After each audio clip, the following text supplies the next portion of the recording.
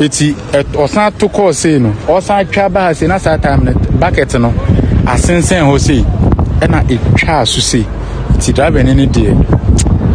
ni tipa de ye hu just na so pe ni hu say tale ni ti kwakura no enra ho sam kase bi si yima lecture ba ko ni tiate yes amunumu wa ni tiate ye a etire no kura bi se sa abiri hu ba bi eda yes aso no ne hu ye na asem na awerɛ ho wo no ho ekire mu a se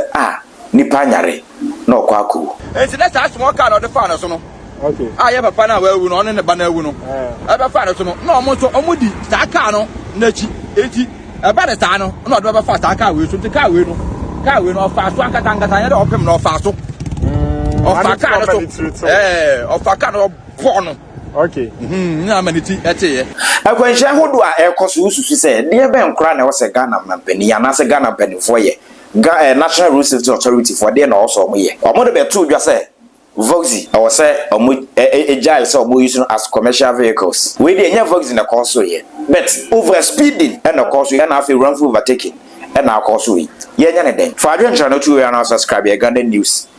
Central entinra ara wo se ma ko a ebeto Ghana ne se ya nkasa ye nim se ye wusuapon ahodo wo maimu UCC wo hobi KN UST e wo ho ene de akekaka sunwane yune STU mu nyina wo ho enti suapon mu kyerɛkyerɛ ni ba ko e be ka so lecturer ya wa shada kwagentete ahodo anya abodi ni abasobo ahodo nti ye friend Dr. Kwabena Agyemang o lecturer pa obo adwuma utumi se yes adwuma no wa ya ache and oye nso ofiri na komam eye o kyerɛ de o UCC na one ne teaching assistant abrante ba ko wo fe ni Peter ena chese because of the teacher yi wafa abrante say oye ne teaching assistant nti to da na say teacher yi tia na ono nso tie nti okoba bi kuro tumi to nsa friends o yenko ha ko jame ne ade ema abrante no so ono so ntwena no wo fam ema ono nso so eta na chi ekugya no se de be ya yese dofo wa dofo nsa ya na pepepe enti enura de esi ye de antwa yi na are ho de bia teacher ya na say lecturer wone na bofra oye teaching assistant yi ko ombedu better no de omko ya omamedu na nyina na say omutu ka anhwe mu kire say eye saloon car ya ne number ye GW 5767-16 enti omunam Cape Coast kwan no so omudu ba bia e fra ho Third Bridge Junction ye wo Cape Coast kwan no so eno mu hu say ka bi aso ano a eba na ka na aso ano a eba no ka kese bi so krampo eba na se de ka bi pese oye overtaking edisa de di nanim no ho no e ma ka kese na afiti a eba no eye se de ono oye overtaking na oba no se wanhwe ye obetumi e de ehia sa ka aketo no nti on fancy baby enti true se driver na ono yisu ka kese no wode ka no ko nchen kakra na ono hu ne se ono nso betumi nya akwanhia entina wo so sanso twaba left e de ba kwan num enti bra wo twaba kwan num no e na saloon car na teacher no ana lecturer no na bofa ne timu hu ye no e na on pake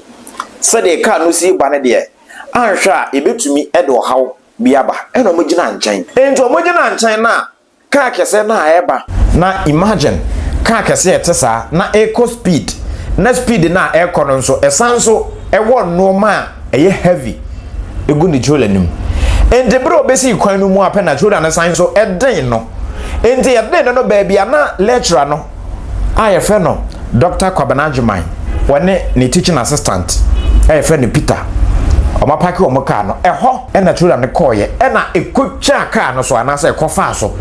enti twa so twa teacher no ana lecturer ne ti e de koto baby a amunumu wa oso na na mo nsie na just yes ade no are ho eya no pay me ye adwuma wo ekwan ho ase iti de metia ne se car wi obaben pa de tie ne se pick up bi or you overtaking one patch one dan na esi won e ho no you overtaking and we esi fam e man no nti we nsu no or the speed wo mpa na load no so dos nti o si fam no e na twen se de ne ko wire nim e na dava na twen e ko roadside na sa twen ne ko car na fa na sa or the bus nti anka odi wura ha that na saloon car white BC has it. Ono na ofriefe no afọ Ramsey nti ohu de we aka na cross kwan no na park wo kwan ne nchen eti osan to call say no osan twa ba say na sa time bucket no asensen ho say ɛna etwa so sei ti driver ne de ni tipa de ye hu just na so pe ni hu say tale ni ti kwakora no ɛna de ada gal so na ha nyina pa omo nyina dabi ye saloon car ne ni pa na e wo saloon car no omo nyina efiri mu ɛna ne ade amede mani hu ye akokɔ ba ne sɛ car kɛse no ono to na osevu lezard aye pick up okay but osevu no osevu na load na wo mu no any speed no ordinary no ade na to no call right side no okay and o twa ne satan ko de ba e be besi me road no ba to ne kan nti enti na sa small car no de fa na so no okay aye papa na wa wu no ne ba na wu no e be fa na so no na omo so omo di sa car no na chi enti e ba de sa no na o de ba fa sa car we so nti car we no fa so ankata ye de opem no fa so ofa car no so ofa car no po no okay na maniti ete enti obi obeka cha abia mese for no me na ade si me no me document ne license ne bibia me na me yiye me yi bibia me da ma ono put a police for no man tim no ma first test for no ansana police for no so mo ba nti bi obi obeka bibia cha bibia no obo okay nti asam ni ya na wa aka na ma ka ditiri ya omo do ko okay ya da ha